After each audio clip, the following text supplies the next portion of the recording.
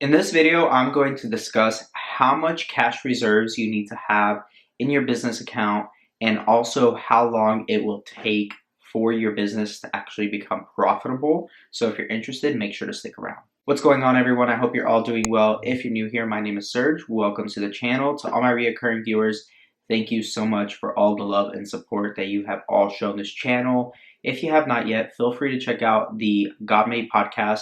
Also, feel free to check out Legion Assisted Living Academy and Legion Assisted Living Advisors. And if you have not, make sure to go check out the Facebook group. This topic was actually from one of the Facebook members in the Facebook group when I asked for a recommendation for topics that you guys all wanted me to cover. So without further ado, let's go ahead and actually jump into the topic of this video. In business generally, there are a lot of different ways to actually calculate exactly what type of cash reserves you want to have on hand, also what you should be investing back into your business, and what you should be doing with those cash reserves and why you should have them set aside. So first, there are in certain states where you do need to have at least 3 to 6 months worth of expenses saved up in your business account in order for you to be able to actually get licensed. One of those states happens to be California. There are a few states out in the East Coast that require that as well.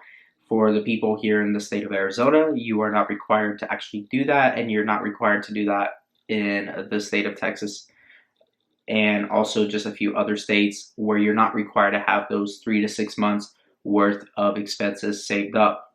Now, with that being said, it's always smart to actually have those cash reserves saved up in your business account. And so what you will actually end up doing is having 6 months worth of expenses, just that rule of thumb, like you normally would have for your personal finances. You want to have at least 6 to 9 months worth of savings in your account at any given time, no matter what. And you only pull out of those savings when necessary and when you actually truly have an emergency.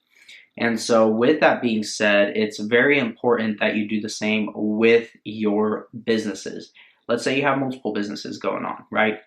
You want to be able to start saving up. If you are making a profit, which we'll get to in a little bit, when you start making a profit, obviously what you want to do is take those profits and do not touch it until you have those 6 to 9 months worth of reserves saved up. Now, there are going to be other people who comment down below different opinions and different perspectives.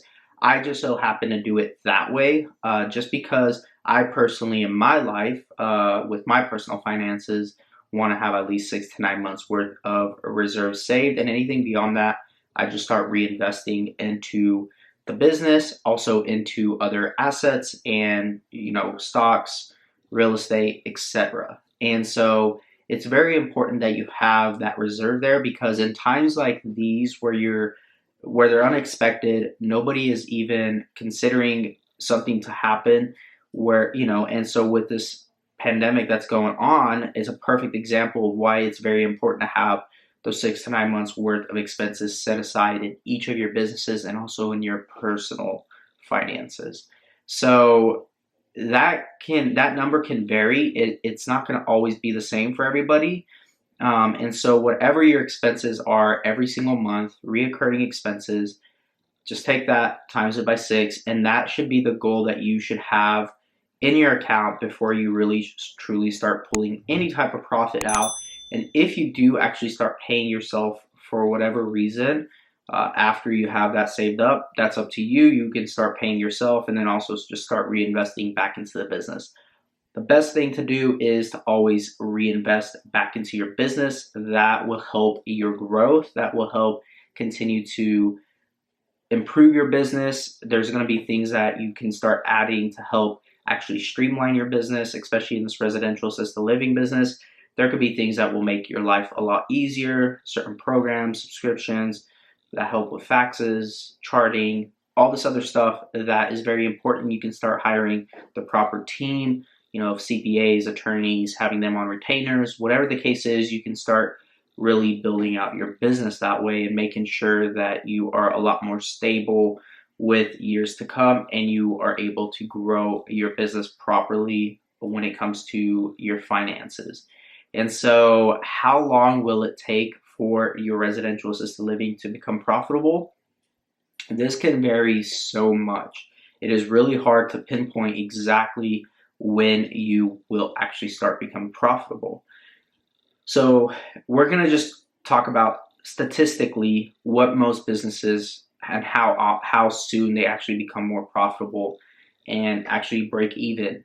So, most businesses in a 3 year span barely break even or even make a profit on average. Now, there are going to be certain unicorn businesses that you come across that end up, making a profit within a few months or even a year or even before that 3 year timeline. And so with businesses like that, it's hard to say. But on average, most businesses will start becoming more profitable. I can say that I did not make a profit my first year as a residential assisted living. It was barely by my second year that I actually even made a profit on my business. And the first year for me, the reason why I wasn't able to actually make a profit was because for the first 4 months, I was running in circles. A lot of you already know that story. You can watch previous videos or my very first video, really. I go into detail about that, and there's just other videos I talk about what happened in the beginning. But regardless, I made some mistakes in the beginning. Let's just put it that way. And with that, caused a loss for my business that first year. And it wasn't something drastic. Fortunately, I was able to turn everything around, praise God, and was able to actually bounce back, but really didn't make a profit. And then the second year is when I finally made a profit. I'm going on to my third year now, and I'm looking to actually have a really good year this year, despite everything going on, knock on wood. So it is really hard to say, but on average, that's what you should expect. But there are other businesses where I've started that are a lot more profitable and happen to be a lot more profitable a lot quicker. And I think as you continue to learn business and become a more seasoned business owner, you continue to learn about how finances work, how to actually really run your numbers and properly look at what you can cut out, what you should keep, what you shouldn't keep. You will end up really learning a system and budgeting is really the ultimate thing. I mean, learn how to budget. If you can budget your personal finances, you will do really, really great when it comes to budgeting your business finances. That would be the very first step I would suggest to each and every one of you. If you're running a business or you're thinking of running a business, whatever the case is, I mean, and even seasoned business owners will tell you that you should run a budget every single month and see exactly where your money is going, where every last penny is going, what's coming in, what's going out. It's pretty self-explanatory and pretty simple. You can run that through either QuickBooks or even create your own Excel sheet if you really want to. That's a really good way to just do it yourself and really take an account of everything that's going in and going out. Also, you can, with QuickBooks, it's a lot easier because if you put your CPA on retainer and they run your books for you and your accounts and everything, they can really look at your QuickBooks, and it's just a lot more easier and it streamlines everything. So you're not having to worry about at the end of the year when you're doing your taxes and having to send them all these receipts and all kinds of stuff.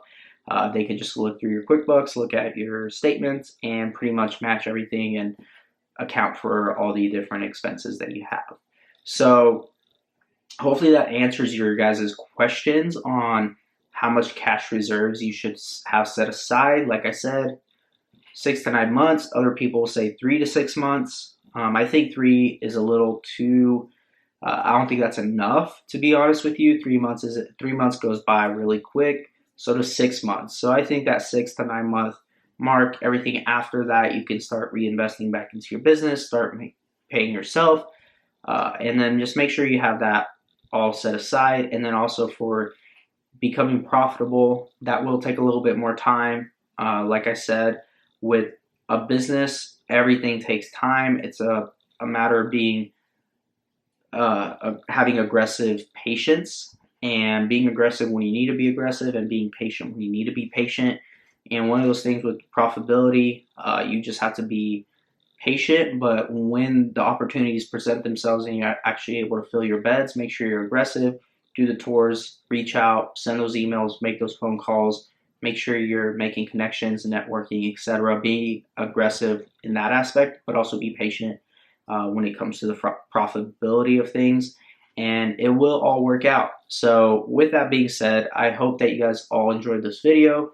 If you have not yet, feel free to hit that like button for me, smash that subscribe button for me, and I will see you all in the next video.